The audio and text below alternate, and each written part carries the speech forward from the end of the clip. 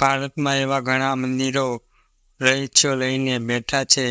એ દ્વારકા હોય, જગન્નાથ મંદિર હોય કે પછી નિષ્કલંક મહાદેવ મંદિર હોય, બધા જ મંદિર કંઈક એવી ઉર્જા છે જેનાથી એ મંદિર વિશે અને પવિત્ર બની રહે છે.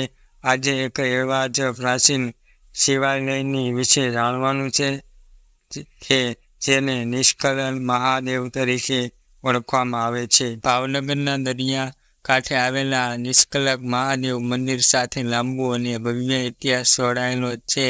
તેની જોડાયેલી ઘણી એવી બાબતો છે જે હજુ પણ કોઈ નથી જાણતું. આજે પવિત્ર શ્રાવણ મહિનાના બીજા સોમવાર નિમિત્તે અમે આપને આ ભવ્ય શિવાલય વિશે વધુ જાણકારી આપવાનો પ્રયત્ન કરીશું.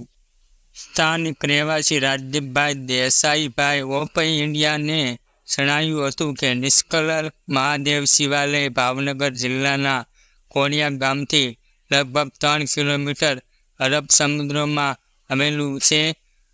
પ્રકૃતિના સાનિધ્યમાં આવેલું આ સ્થળ ખરેખર મહત્વ છે, જ્યાં જતા શિવ ભક્તો અને યાત્રાળુઓને આહલાદ અનુભૂતિ કરાવે છે.